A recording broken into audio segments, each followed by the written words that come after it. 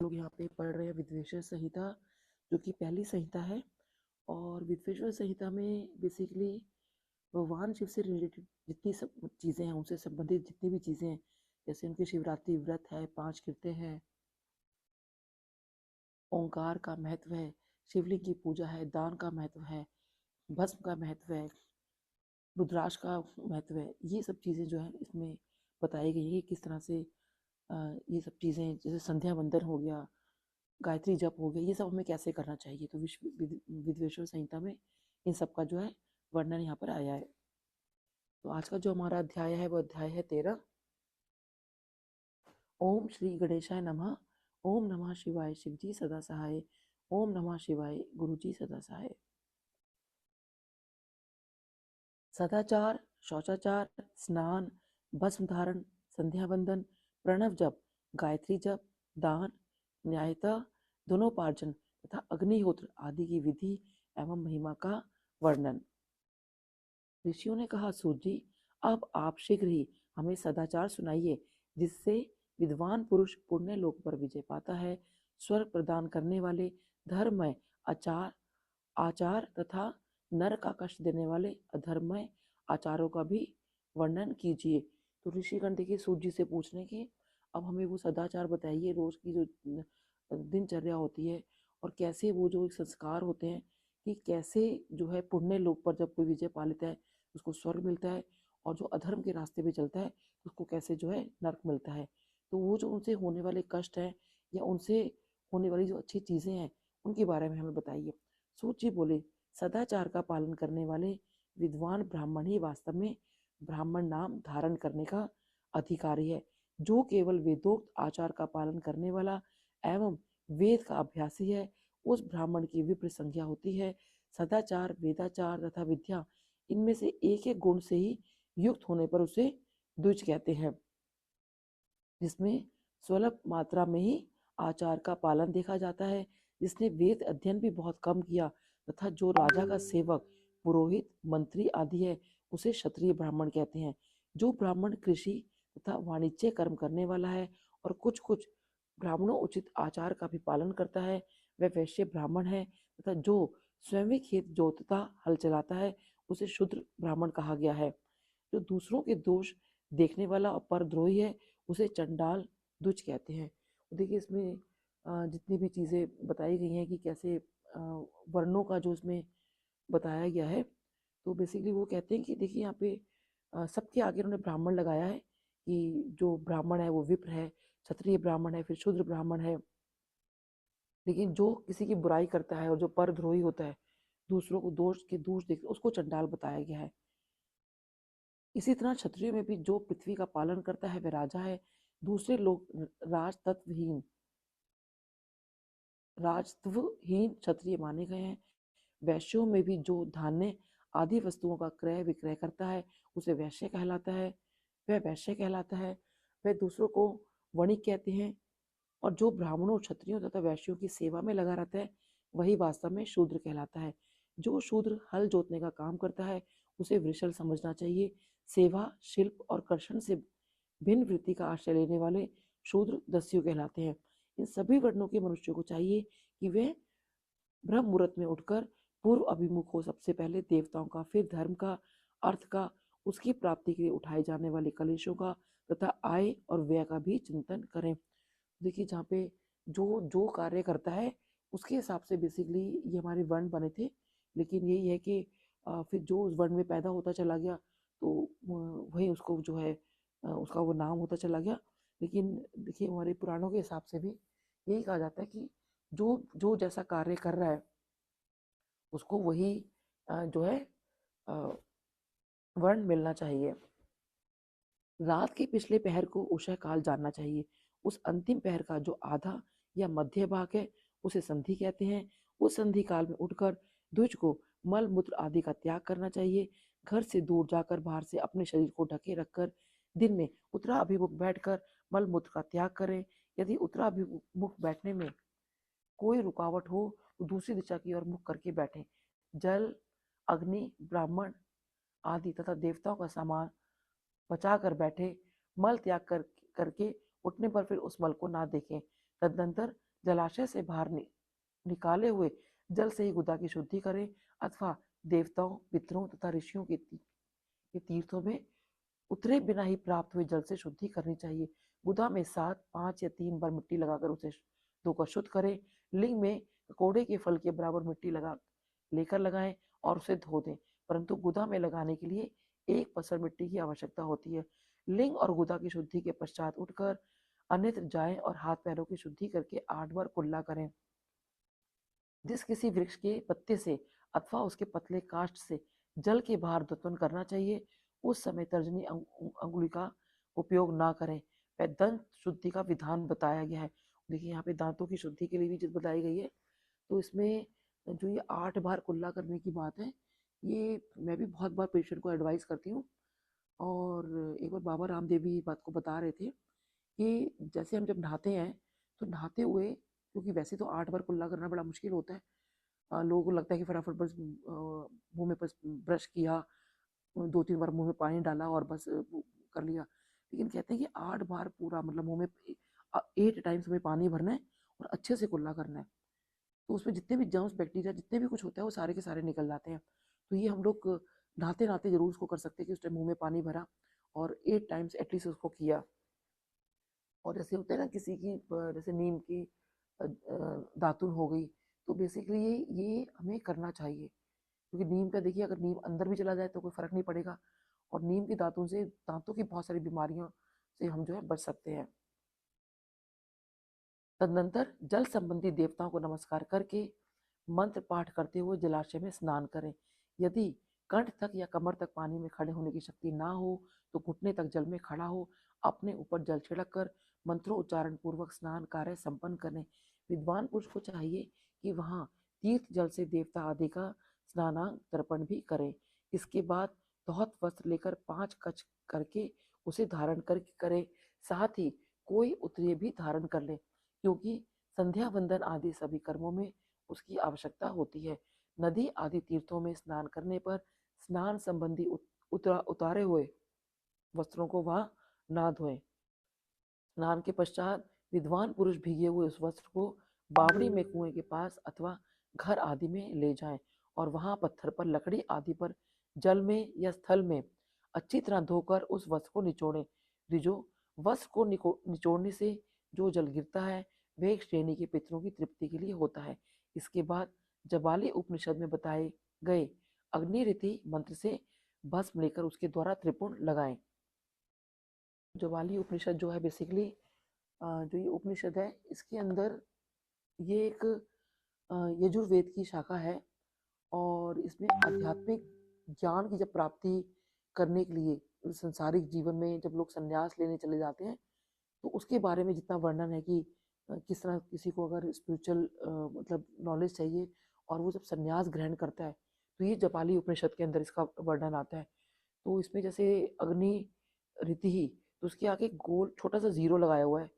तो इस जीरो का मतलब ये होता है कि नीचे जैसे मंत्र लिखे हुए हैं तो आइडली वो मंत्र हमें पूरे बोलने चाहिए। यहाँ पे सिर्फ लिखने के लिए छोटा सा जीरो सा बना दिए, लेकिन हमें पूरा मंत्र पढ़ना चाहिए। जैसे कि इसमें लिखा है कि जवाली उपनिषद में भस्म धारण की विधि इस प्रकार की गई है। जब हम भस्म धारण कर रहे हैं तो ओम अग्नि रीति ही भस्म, वायु रीति ही भस्म, वयोमिति ही भस्म, जल मिति ही भस्म, स्थाली मिति ही भस्म, इस मंत्र से भस्म को अभिमंत्रित करें। और उसके बाद जो है फिर वो कहते हैं त्रिपुण लगाना चाहिए।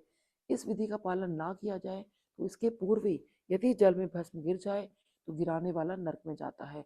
आपो ही इष्टहा इत्यादि मंत्र से पाप शांति के लिए सिर पर जल छिड़कें तथा यस्य क्षयाय इस मंत्र को पढ़कर पैर पर जल छिड़कें। तो उसका जो मंत्र है वो है ओम माँ नस्तु के तन्य माँ न आयुषी माँ न गोषु माँ नो अश्वेशु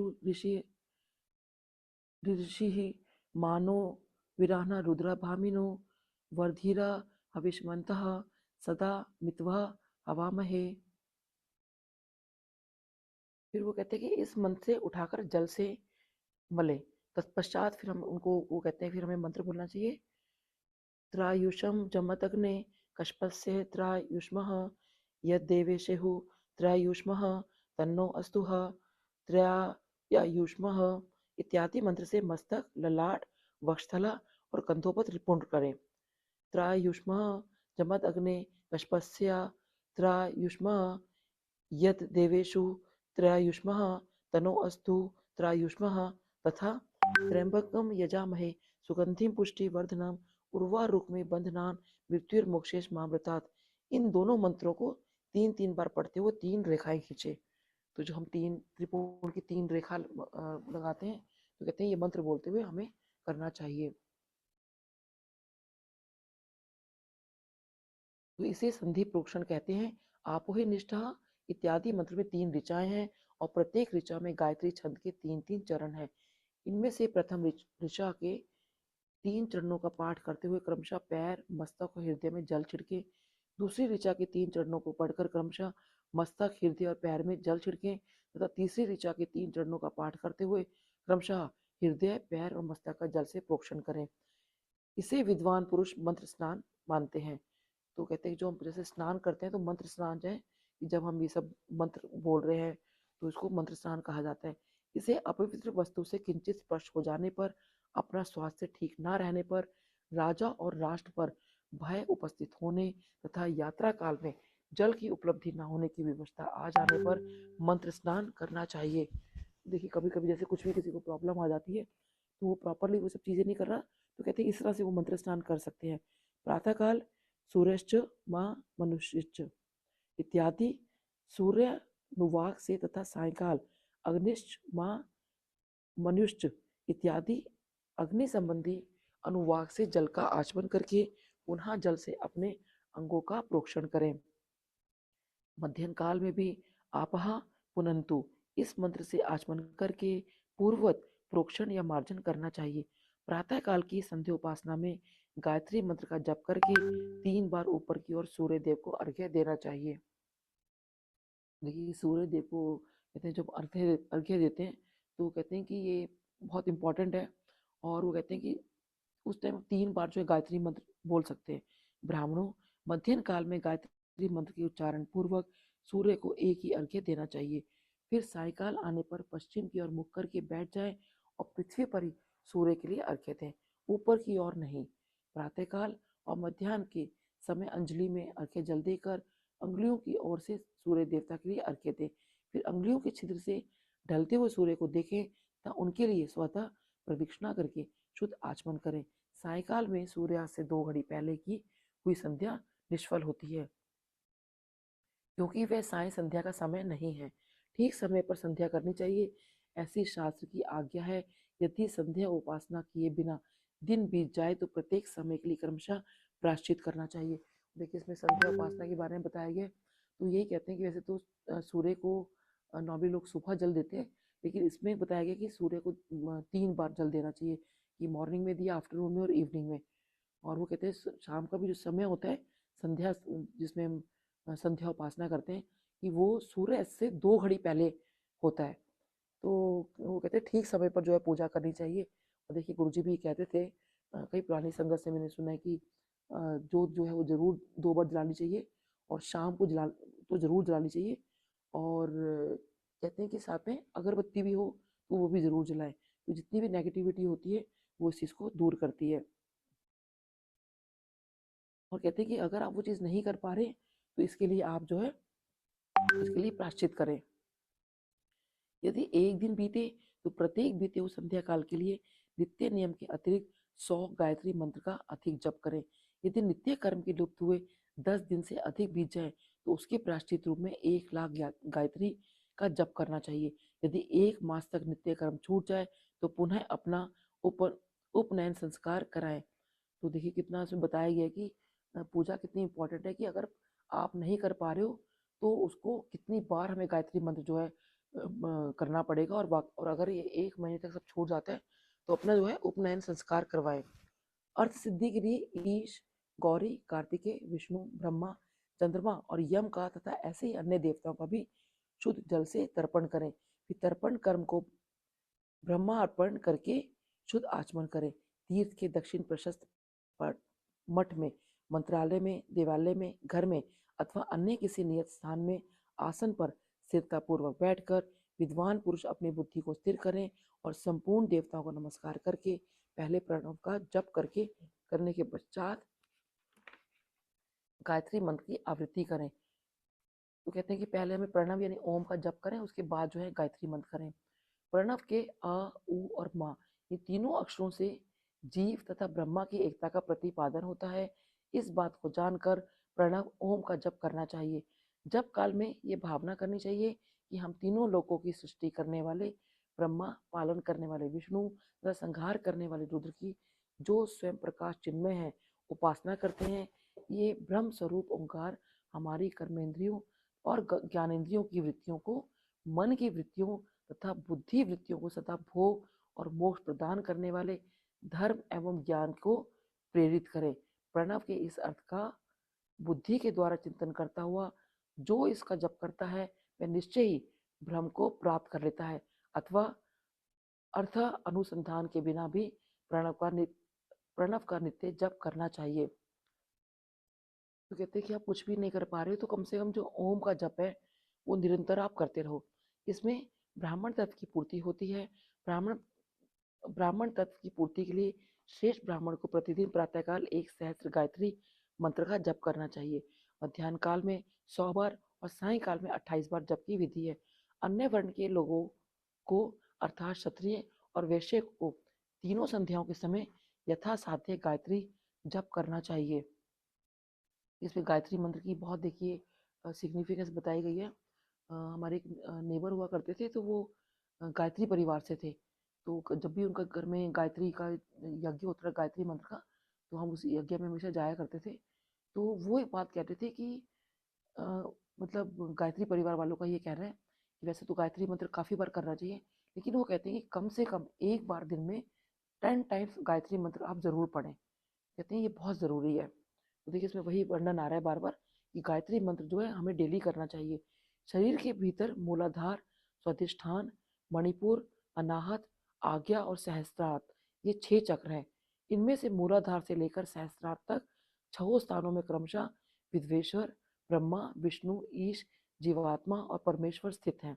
इन सब में ब्रह्म बुद्धि करके इनकी एकता का निश्चय करें और वह ब्रह्म मैं हूँ ऐसी भावना पूर्वक प्रत्येक श्वास के साथ सोहम का जप करें। उन्हीं विद्वेश्वर आदि की ब्रह्मराद आदि में इस शरीर से बाहर भी भावना की भावना करें। देखिए जितने भी हमारे ये चक्रास होते हैं तो उनके बारे में यहाँ पे तो एक ही लाइन में खाली वर्णन आया, लेकिन जितने भी हमारे ये चक्रास है ये बहुत इंपॉर्टेंट होते हैं। इसका डिटेल में बताएंगे तो बहुत ज़्यादा लंबा हो जाएगा। तो लेकिन वो यही कहते हैं कि जितने भी हमारे मूलाधार से लेकर जो है सहस्त्रार्थ तक तो ये जो है इनका बैलेंस होना बहुत ज़रूरी है, क्योंकि किसी भी अगर उसमें हमारा बैलेंस नहीं होता तभी जो बीमारियां होती हैं, जो चीज़ें होती हैं, वो जो भी प्रॉब्लम्स होती हैं वो उसी चीज़ से होती हैं। तभी कहा जाता है ना कि ध्यान लगाओ और मूलाधार से लेकर सहस्त्रार्थ तक अपने जितने भी चक्र हैं हम उनको एक्टिवेट करें। तो जब हम उनको एक्टिवेट करते हैं, अच्छे उसमें करते हैं, तो हम मतलब ऐसा होता है कि अगर हम ये सोचें कि उनकी मतलब हमारे शरीर से बीमारी दूर हो जाए तो वो बीमारी भी दूर कर सकते हैं। तो देखिए इतना ध्यान का मतलब फ़ायदा होता है। और ये जितने भी चक्रास होते हैं बेसिकली हमें किसी के संरक्षण में करना चाहिए, अपने आप नहीं करना चाहिए, क्योंकि इसका एक तरीका होता है इनको किस तरह से एक्टिव किया जाता है। प्रकृति के विकारभूत महतत्व से लेकर पंचभूत पर्यंत तत्वों से बना हुआ जो शरीर है, ऐसे सहस्त्रों शरीरों को एक एक अजपा गायत्री के जप से एक एक के क्रम से अतिक्रमण करके जीव को धीरे धीरे परमात्मा से संयुक्त करें।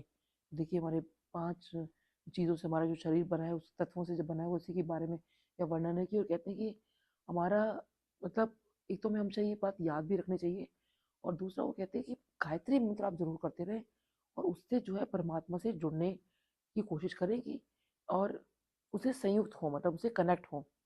100 अथवा 28 मंत्रों के जप से उतने ही शरीरों का अतिक्रमण होता है।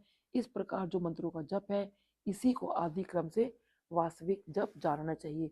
सहस्त्र बार किया हुआ जप ब्रह्मलोक प्रदान करने वाला है, ऐसा जानना चाहिए।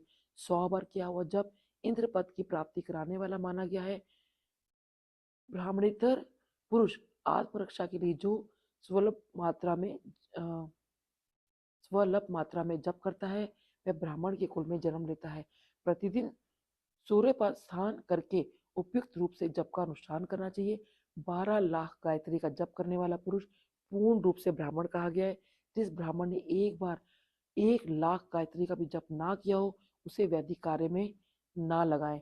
देखिए वही है कि जो पूर्ण ब्राह्मण किया गया है, जो बोला जाता है कि किसने कितनी बार जो है उसका जप किया गया है, तो वही वाली बात होगी ना कि उनके लिए वो पढ़ाई है। क्योंकि अगर जब तक कोई अपनी पूरी पढ़ाई नहीं करेगा, जैसे अगर कोई मेडिकल की इंजीनियर की पढ़ाई पूरी नहीं करेगा, उसको हम डॉक्टर इंजीनियर थोड़ी बोलेंगे, चाहे उसको अपने में लिए कितनी बेस्ट नॉलेज हो, उसको डॉक्टर की सारी चीज़ें आती हों, लेकिन हम उसको फिर भी डॉक्टर का वो ओहदा नहीं देते जब तक उसने वो डिग्री हासिल ना की हो। तो ये कहते हैं कि ब्राह्मण के लिए वो डिग्री हासिल करने का तरीका है कि जितने भी वेद अध्ययन है या जितने भी मंत्र, इतनी बार उन्होंने ये सब चीज़ें कर रखी हों। 70 वर्ष की अवस्था तक नियम पालन पूर्वक कार्य करे। इसके बाद ग्रह त्याग कर संन्यास ले ले। परिव्राजक या सन्यासी पुरुष नित्य प्रातःकाल 12,000 प्रणव का जप करें। यदि एक दिन इस नियम का उल्लंघन हो जाए तो दूसरे दिन उसके बदले में उतना मंत्र और अधिक जपना चाहिए और सदा इस प्रकार जप को चलाने का प्रयत्न करना चाहिए। यदि क्रमशः 1 मास आदि का उल्लंघन हो गया तो 1.5 लाख जप करके उसका प्रायश्चित करना चाहिए। का नियम का उल्लंघन हो जाए तो पुनः नए सिरे से गुरु से नियम ग्रहण करे।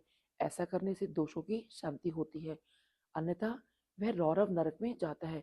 तो सकाम भावना से युक्त गृहस्थ ब्राह्मण है, उसी को धर्म तथा अर्थ के लिए यत्न करना चाहिए। मुमुक्षु ब्राह्मण को, मुमुक्षु का मतलब होता है जो मोक्ष की प्राप्ति करना चाहते हैं, तो सदा ज्ञान का ही अभ्यास करना चाहिए। धर्म से अर्थ की प्राप्ति होती है, अर्थ से भोग सुलभ होता है, फिर उस भोग से वैराग्य की संभावना होती है। धर्म पूर्वक उपार्जित धन से जो भोग प्राप्त होता है उससे एक दिन अवश्य वैराग्य का उदय होता है। धर्म के विपरीत अधर्म से उपार्जित हुए धन के द्वारा जो भोग प्राप्त होता है उससे भोगों के प्रति आसक्ति होती है। मनुष्य धर्म से धन पाता है, तपस्या से उसे दिव्य रूप की प्राप्ति होती है। कामनाओं का त्याग करने वाले पुरुष के अंतःकरण की शुद्धि होती है, उस शुद्धि से ज्ञान का उदय होता है, इसमें संशय नहीं है। देखिए वो यही कहते हैं कि जो आपका धन है वो आपकी मेहनत का कमाया हुआ हो। अधर्म से कमाया हुआ धन जो है वो ठीक नहीं होता। और जब हम सारी चीज़ें बहुत अच्छे से करते हैं तो वही है कि अंत्यकरण की शुद्धि होती है। देखिए गुरुजी भी ये कहते थे कि अंदर से अपना भांडा साफ करो, और वही हम देखिए चाहते हैं कि मतलब गुरु से प्रे भी करते हैं कि वो चीज़ हमारे अंत्यकरण की जो शुद्धि है बेसिकली वो होनी चाहिए। और जब ये शुद्धि होती है तो ही जो है ज्ञान का उदय होता है। और वो ज्ञान क्या है? वो ज्ञान यही है कि जो जो कुछ है वो सो तेरा। तो मतलब ये जानना कि सब कुछ जो है वो ईश्वर है, वो गुरु जी हैं। सतयुग आदि में तप को ही प्रशस्त कहा गया है, किंतु कलयुग में द्रव्य साध्य धर्म दान आदि अच्छा माना गया है। सतयुग में ध्यान से, त्रेता में तपस्या से और द्वापर में यज्ञ करने से ज्ञान की सिद्धि होती है, परंतु कलयुग में प्रतिमा की पूजा से ज्ञान लाभ होता है। देखिए यहाँ पे बताया गया है कि जो जितने भी युग आते हैं हमारे, कि उसमें जब सतयुग था तो उसमें ध्यान लगा के, त्रेता में तपस्या से, द्वापर में यज्ञ करने से, लेकिन जो कलयुग है वो कहते हैं कि जब आप जो पूजा पाठ करते हो, प्रतिमा की पूजा पर भगवान को हम मान के चलते हैं, सबने गुरु जी का स्वरूप लगाया है, एक मतलब एक मान के चल रहे हैं कि हाँ ये भगवान है, तो कहते हैं कि उसमें पूजा से भी लाभ होता है। तो ये बात मुझे यही समझ में आती है कि जो कलयुग में, क्योंकि देखिए ये कलयुग है, तो कम से कम जब एक प्रतिमा कोई सामने होगी, हमारे कुछ सामने होगा, तो तभी देखिए गुरुजी ने एक बात बोली, क्योंकि जब हम पढ़ते हैं तो ये बात समझ में आती है कि उसको तुम खाली एक फोटो मत समझो, उसको ये समझो कि वो मैं खुद हूँ। तो जब हम ये मान के चलेंगे कि वो प्रतिमा है या स्वरूप है, कि साक्षात भगवान हमारे सामने बैठे हैं, तो कहीं ना कहीं एटलीस्ट हमारा ध्यान वहां लगेगा। तो कहते हैं इससे पूजा से ज्ञान लाभ होता है। अधर्म हिंसा यानी कि दुख रूप है और धर्म सुख रूप है। अधर्म से मनुष्य दुख पाता है और धर्म से वह सुख एवं अभ्युदय का भागी होता है। दुराचार से दुख प्राप्त होता है और सदाचार से सुख। अतः भोग और मोक्ष की सिद्धि के लिए धर्म का उपार्जन करना चाहिए। जिसके घर में कम से कम 4 मनुष्य हैं, ऐसे कुटुंबी ब्राह्मण को जो 100 वर्ष की जीविका जीवन निर्वाह की सामग्री देता है, उसके लिए वह दान ब्रह्मलोक की प्राप्ति कराने वाला होता है। एक सहस्र चंद्रायण व्रत का अनुष्ठान ब्रह्मलोकदायक माना गया है। जो क्षत्रिय एक सहस्र कुटुंब को जीविका और आवास देता है, उसका वह कर्म इंद्रलोक की प्राप्ति कराने वाला होता है। 10,000 कुटुंबों का दिया हुआ वह आश्रय दान ब्रह्मलोक प्रदान करता है। दाता पुरुष जिस देवता को सामने रखकर दान करता है, अर्थात वह दान के द्वारा जिस देवता को प्रसन्न करता है, उसी का लोक उसे प्राप्त होता है। यह बात वेद वेता पुरुष अच्छी तरह जानते हैं। धनहीन पुरुष सदा तपस्या का उपार्जन करें, क्योंकि तपस्या और तीर्थ सेवन से अक्षय सुख पाकर मनुष्य उसका उपयोग करता है। अब मैं न्यायतः धन के उपार्जन की विधि बता रहा हूँ।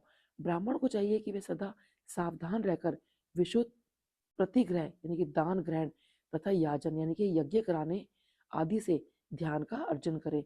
वह इसके लिए कहीं दीनता ना दिखाए और न अत्यंत कलेशदायक कर्म ही करे। क्षत्रिय बाहुबल से धन का उपार्जन करे और वैश्य कृषि एवं गौ रक्षा से।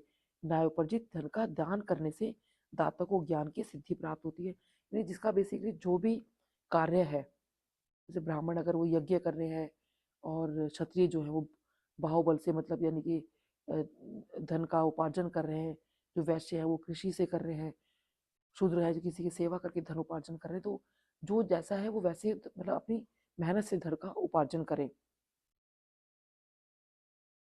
ज्ञान सिद्धि द्वारा सब पुरुषों को गुरु कृपा मोक्ष सिद्धि सुलभ होती है।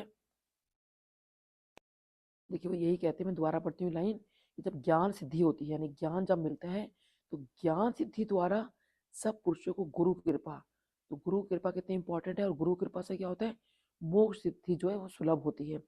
मोक्ष से स्वरूप की सिद्धि यानी ब्रह्म रूप से स्थिति प्राप्त होती है, जिससे मुक्त पुरुष परम आनंद का अनुभव करता है। गृहस्थ पुरुष को चाहिए कि वे धन धन्य आदि सब वस्तुओं का दान करे। वह तृष निवृत्ति यानी जो इच्छा के लिए जल तथा क्षुब्धा रूपी रोग की शांति के लिए सदा अन्न का दान करे। तो देखिए अन्न का जो दान है वो बहुत इंपॉर्टेंट बताया गया, क्योंकि अन्न जो है देखिए किसी मतलब अन्न नहीं मिलेगा तो इंसान जी नहीं सकता, क्योंकि जब तक उसके अंदर भोजन नहीं जाएगा, हम कुछ सोचिए हम दिन में 3 बार भोजन करते हो, दिन में भी कुछ ना कुछ चाय नाश्ता शाम का नाश्ता ये सब खाते हैं और कईयों को तो खाना तक नहीं मिलता है। तो वो यही कहते हैं कि अन्न का जो दान करें, और तभी कहा जाता है कि तो गुरुजी ने देखिए हमें कितनी अच्छी सीख दी है कि जो भी आपकी प्लेट में आ गया उसको आपने ख़त्म करना है। और पहले ना मैं जब एम्पायर स्टेट गई और जब देखा कि खाली 2 चपाती मिलती है, तो मुझे लगता था अरे यहाँ तो पेट भर के खाना ही नहीं मिलता, क्योंकि मैंने शायद वो लंगर नहीं समझा था उसको। और मुझे लगता था कि अरे मेरे को तो बहुत भूख लगती है और खाली 2 चपाती प्रसाद में मेरा क्या होगा। फिर ना ये गुरुजी ने सब हमें सिखाया कि वो जो 2 चपाती प्रसाद है और आज वाक़ई मुझे उसमें बहुत तृप्ति हो जाती है। और कि मतलब कितनी हमें बड़ा मैसेज मिलता है इस बात से कि कितनी अच्छी गुरुजी की अगर हम चीज़ें देखें, वो उन्होंने गुरुजी ने कभी ऐसे प्रवचन नहीं दिए, लेकिन जितनी भी इस तरह की चीज़ें सिखाई कि जो थाली में भोजन को नहीं छोड़ना। लोग जो कितने फंक्शंस में देखती हूँ कितना-कितना खाना जो है फिर वो साइड में रख देते हैं, इतना-इतना खाना भर लेते हैं। तो आइडिया देखिए हमें उतना ही भोजन लेना चाहिए जितना हम खा सकते हैं। ऐसे कितने लोग जो है जिनको खाना नहीं मिलता है, तो ये अन्न अगर उनको चला जाए तो कितना अच्छा हो। और देखिए कि हम खुद सोचिए कि जब हमें भूख लगती है और थोड़ी देर के लिए भी अगर भोजन नहीं मिलता तो कैसी हालत हो जाती है, और हमारे में एनर्जी रहती ही नहीं है। हम कितने टाइम भूखा रह लेंगे, नहीं रह सकते। वो एनर्जी चाहिए चाहिए। तो वो तभी कहते हैं कि जो अन्न का दान है, जल का दान है, क्योंकि अन्न और जल के बिना इंसान तो आगे चल ही नहीं सकता ना। तो यही कहते हैं कि जो अन्न का दान है वो ज़रूर करें। खेत, धान्य, कच्चा अन्न तथा भक्ष्य, भोज्य, लेह और चोष्य, ये 4 प्रकार के सिद्ध अन्न दान करने चाहिए। जिसके अन्न को खाकर मनुष्य जब तक कथा श्रवण आदि सद्धर्म का पालन करता है, उतने समय तक उसके लिए किए हुए पुण्य फल का आधा भाग दाता दाता को मिल जाता है। इसमें संशय नहीं है। दान लेने वाला पुरुष दान में प्राप्त हुई वस्तु का दान तथा तपस्या करके अपने प्रतिग्रह जनित पाप की शुद्धि कर ले, अन्यथा उसे रौरव नरक में गिरना पड़ता है। अपने धन के 3 भाग करे, एक भाग धर्म के लिए, दूसरा भाग वृद्धि के लिए, तीसरा भाग अपने उपभोग के लिए। नित्य, नैमित्तिक और काम्य, ये तीनों प्रकार ये कर्म कर्मार्थ धर्मार्थ रखे हुए धन से करे। देखिए 3 तरह के बताए गए किस तरह से एक धर्म के लिए हमें अपना एक भाग देना चाहिए, दूसरा एक अपनी ग्रोथ के लिए देना चाहिए और दूसरा तीसरा जो है अपने लिए। और ऐसे कहा भी जाता है ना कि हमें अपना जो भी हम कमाते हैं उसका एक भाग तो जो है हम जरूर जो है दान करें। तो कई बार ये होता है कि कई लोग सोचते हैं कि नहीं हम इतना ज़्यादा कैसे कर दें। लोग मेरा ये मानना है कि देखिए जितना भी हमारा सामर्थ्य है, जिसका जो भी सामर्थ्य है, वो दान जो है वो ज़रूर करें अपने हिसाब से, जहाँ जहाँ भी वो कर सकते हैं। साधक को चाहिए कि वे वृद्धि के लिए रखे हुए धन से ऐसा व्यापार करे जिससे उस धन की वृद्धि हो तथा उपभोग के लिए रक्षित धन से हितकारक परिमित एवं पवित्र भोग भोगे। खेती से पैदा किए हुए धन का 10वां अंश दान करे। देखिए वही मेरे को लग रहा था कि 10वां अंश होता है, और हमारी गुरबाणी में भी देखिए कई बार आता है कि 10वां हिस्सा जो है देखिए हमें दान जरूर करना चाहिए। इससे पाप की शुद्धि होती है। शेष धन से धर्म वृद्धि एवं उपभोग करे, अन्यथा वह रौरव नरक में पड़ता है अथवा उसकी बुद्धि पाप पूर्ण हो जाती है या खेती ही चौपट हो जाती है। वृद्धि के लिए किए गए व्यापार में प्राप्त हुए धन का 6ठा भाग दान कर देने योग्य है। बुद्धिमान पुरुष अवश्य उसका दान कर दे। देखिए ये एक शपथ वाणी भी है, मैंने अभी पीछे कहीं सुनी थी कि किस तरह से एक बार गुरु महाराज होते हैं और वो कहते हैं कि तुम जो हो मतलब अपना 10वां हिस्सा मेरे उसमें तुम जमा करते रहो। तो एक बार फिर उनके पास कोई बहुत गरीब होता है और वो वहाँ जाता है तो कहता है कि प्रभु अब मेरी बेटी की शादी है तो आप कुछ हेल्प करिए। तो वो कहते हैं कि मैं एक्चुअली उनका वो शब्द भी भूल गई और उनका नाम भी भूल गई हूँ जिनके पास वो भेजते हैं। तो वो कहते हैं कि तुम ना उनके पास जाओ और उनसे बोलना कि मेरे भाग में से तुम्हारी बेटी की शादी है कि उनके भाग में से जो है मतलब बेटी की शादी कर दें। तो जब वो उसने गुरु महाराज से जब ये सब मांगा था कि मेरे पास खूब धन हो, तो उन्होंने कहा था ठीक है मैं तेरे को धन धान्य खूब दूंगा, लेकिन इसमें 10वां हिस्सा मेरा निकाल के रख देना। तो कहने लगे ठीक है। और उसके बाद बहुत सारा धन आ जाता है तो उनको लगा ठीक है 10वां हिस्सा निकाल के रख दूंगा, क्या फर्क पड़ेगा। क्योंकि जब इंसान जब मांगता है ना, क्योंकि अगर सपोज उसको 100 रुपये मिलने हो तो उसको लगता है 10 रुपये रख देंगे क्या फर्क पड़ेगा। तो जो है जब वो गुरु महाराज को उसके पास भेजते हैं तो वो उनके पास जाता है कि ऐसे ऐसे उन्होंने मेरे को भेजा है आपके पास, और उनमें उसमें से कहा है कि मेरी बेटी की शादी मतलब के लिए हेल्प मांगता है। तो सब हंसते हैं कि हम तुम्हारी बेटी की शादी क्यों करें, क्यों ना, ऐसे तो हर कोई आता रहेगा, तो बेटी की शादी कर दो, बेटी की शादी कर दो। ये पहले उसको उसके पास भेजते हैं उनसे हेल्प मांग, तो वो मना कर देता है। फिर आई थिंक वो शायद बोलते हैं कि इनको बोलो कि मेरे मेरे 10वें हिस्से में से जो तुम उसने जो इतने साल से जमा कर रहा है उसमें से शादी कर दे। तो कहते कौन सा 10वां हिस्सा किसका। तो वो सब उसका मजाक उड़ाते हैं और वो आता है कि आपने तो मेरे को ऐसे बोला और उन्हें तो मना कर दिया। वो तो कि कौन मतलब गुरु महाराज या कौन मतलब अ, ऐसा कुछ स्टोरी है। तो मतलब कथा है उसके अंदर। तो अब जो गुरु महाराज होते हैं तो कहते हैं कि अच्छा उसने ऐसा बोला। तो देखिए वो सब कुछ उसका छीन लेते हैं। कहते हैं जब वो देता है ना तो छप्पर फाड़ के देता है, और जब वो एक क्षण नहीं लगाता लेने में, क्योंकि अगर आप अधर्म के रास्ते पे चलते हो तो वो सब कुछ उसका खत्म हो जाता है।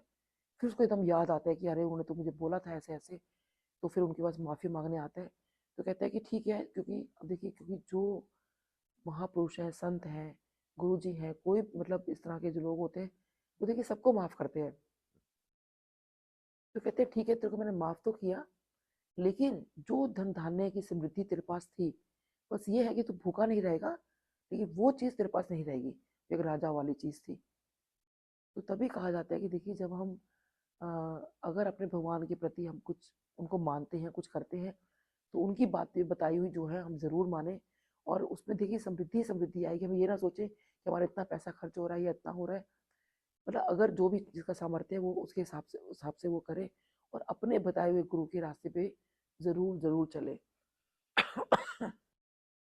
वृद्धि के लिए किए गए व्यापार में प्राप्त हुए धन का छठा भाग दान कर देने से योग्य है। बुद्धिमान पुरुष अवश्य उसका दान कर दे। विद्वान को चाहिए कि वे दूसरों के दोषों का बखान ना करे। देखिए ये भी बहुत जरूरी है कि जो इंसान विद्वान होता है ना, तो समझदार इंसान होता है, वो कभी भी किसी के दोषों का बखान नहीं करता। तो वही ऐसे गुरुजी ने कहा कि कभी निंदा चुगली मत करो, कभी कुछ मत करो इस तरह से। ब्राह्मणों, दोषवश दूसरों के सुने या देखे हुए छिद्र को भी प्रकट ना करें। देखिए अगर हमें किसी के बारे में सपोज करो कुछ गलती पता भी है, तो वो सबके सामने हमें कभी कुछ नहीं बोलना चाहिए। तो ये बहुत जरूरी है कि हम अगर अगर हमें कुछ बात कहनी तो हम डायरेक्ट किसी से 1 to 1 उसे वो चीज़ बोलें। अगर हमें किसी की बात ठीक नहीं लगती है, कोई भी हो, चाहे घर परिवार में भी कोई कुछ भी हो, तो वो यही कहते हैं कि अगर किसी का हम छिद्र भी देख लेते हैं तो उसके बारे में किसी को ना बोलें। विद्वान पुरुष ऐसी बात ना कहें जो समस्त प्राणियों के हृदय में रोष पैदा करने वाली हो। तो हमें ऐसी बात भी नहीं कहनी चाहिए कि किसी को गुस्सा दिला दे। कि किसी को गुस्सा कब आता है कि उसने 2 बातें बोली, उसने 2 बातें बोली, तो होता है कि एकदम गुस्सा आता है कि अच्छा इसने मेरे बारे में ऐसा कह दिया। तो वो रोष पैदा नहीं करना चाहिए कि हमें तो ऐसा करना ही नहीं चाहिए, तो वो इंसान ठीक नहीं होता। विद्वान पुरुष ऐसी बात ना कहें जो समस्त प्राणियों के हृदय में रोष पैदा करने वाली हो। ऐश्वर्य की सिद्धि के लिए दोनों संध्याओं के समय अग्निहोत्र कर्म अवश्य करें। जो दोनों समय अग्निहोत्र करने में असमर्थ हो, वे एक ही समय सूर्य और अग्नि को विधि पूर्वक दी हुई आहुति से संतुष्ट करे। तो बेसिकली जो अग्निहोत्र जो होता है वो एक तांबे का पात्र सा लिया जाता है, उसके अंदर वो सामग्री वगैरह डाल के कहते सुबह शाम करना चाहिए। तो जो मैं गायत्री परिवार के बारे में बता रही थी, तो वो ये भी यही कहते थे कि वो तो रोज ही कहते थे कि हम लोग वो तो रोज यज्ञ करते थे। और रोज तो देखिए वो कहते हैं हम कंडे नहीं जला सकते थे, वो गैस के ऊपर ही वो सामग्री वगैरह जला के, और शायद कंडा भी रखते थे, वो उपला जो जिसे बोलते हैं, तो वो रख के वो करते थे। कहते हैं ये हमें सुबह शाम जरूर करना चाहिए। और वो जो थी उन्होंने इसके अंदर जो पीएचडी की थी, और उन्होंने अपना पीएचडी का जो सब्जेक्ट लिया था वो यही लिया था। तो बात ये उठाई गई थी जब वो बता रहे थे कि जब भी हम यज्ञ करते हैं तो कई बार लोग कहते हैं कि अरे इतना पॉल्यूशन आपने कर दिया, इतना धुआं उठ रहा है, लकड़ी जला दिया आपने, ये कर दिया आपने, वो कर दिया। तो उन्होंने इसी चीज़ पे जो है अपना जो है रिसर्च किया था। तो उन्होंने एक बता रहे थे एक बार वो कि उन्होंने 2 कमरों में, क्योंकि देखिए सारा का सारा प्रैक्टिकल करके देखना होता है, तो उन्होंने 2 कमरे रखे जिसमें पहले पूरा दोनों कमरों को बिल्कुल साफ नहीं किया गया। और ऑब्वियसली जब उसको 10 दिन के बाद खोला गया तो ऑब्वियसली उसमें काफ़ी फंगस बैक्टीरिया काफ़ी वो हो गए होंगे। फिर उन्होंने एक कमरे को तो बंद रखा और एक में जो है उन्होंने यज्ञ करना शुरू किया। तो उसके बाद फिर वो बाद में देखा गया कि खाली यज्ञ करने से जो थे वो कमरे के अंदर उस तरह के बैक्टीरिया या उतने फिर आगे वो नहीं पनपे, जबकि दूसरे कमरे में जिसमें यज्ञ नहीं हो रहा था उसमें वो सब चीज़ें और बढ़ती चली गई और वो कमरा बहुत स्मेल कर रहा था। जबकि ये कमरे के अंदर और भी जितने बैक्टीरिया ग्रो कर रहे थे, जो भी चीज़ें नज़र आ रही थी, कहते हैं वो कुछ भी नहीं थी। तो इस बात के लिए उनको ये स्वास्थ्य अवार्ड भी, कुछ काफ़ी बड़ा अवार्ड भी मिला था उनको इस बात के लिए, क्योंकि उन्होंने ये चीज़ करके दिखाई थी। तो यही कह रहे थे कि जो भी में जो सामग्री वगैरह हम डालते हैं तो इससे बेसिकली जो है जो वातावरण है वो अच्छा होता है। देखिए वो भी इसमें भी वही लिखा हुआ है। तो अग्निहोत्र का मतलब ही यही होता है। तो दोनों समय अग्निहोत्र करने में असमर्थ हो, वह एक ही समय सूर्य और अग्नि को विधि पूर्वक दी हुई आहुति से संतुष्ट करे। चावल, धान्य, घी, फल, कंद तथा हविष्य इनके द्वारा विधि पूर्वक स्थाली पाक बनाए तथा यथोचित रीति से सूर्य और अग्नि को अर्पित करे। तो थाली पाक का मतलब होता है पका हुआ भोजन, दूध या चावल का जैसे भोजन पका, जैसे खीर हो गई। तो कहते हैं कि इससे हम पूजा करें। यदि हविष्य का अभाव हो तो प्रधान होम मात्र करें। सदा सुरक्षित रहने वाली अग्नि को विद्वान पुरुष अजस्त्र की संख्या देते हैं, अथवा संध्या काल में जप मात्र या सूर्य की वंदना मात्र कर लें। आत्मज्ञान की इच्छा वाले तथा धनार्थी पुरुषों को भी इस प्रकार विधिवत उपासना करनी चाहिए। जो सदा ब्रह्म यज्ञ में तत्पर होते हैं, देवता की पूजा में लगे रहते हैं, नित्य अग्नि पूजा एवं गुरु पूजा में अनुरुक्त होते हैं तथा ब्राह्मणों को तृप्त किए रहते हैं, वे सब लोग स्वर्गलोक के भागी होते हैं। देखिए, गुरु पूजा में हमेशा लगे रहो, और जो कहते हैं ना कि किसी को ब्राह्मणों को तृप्त किए रहते हैं, यानी कि जब किसी को भोजन कराते हैं। देखिए, गुरुजी ने कितना अच्छा हमें बताया कि गुरु की पूजा होती है, फिर वह लंगर होता है।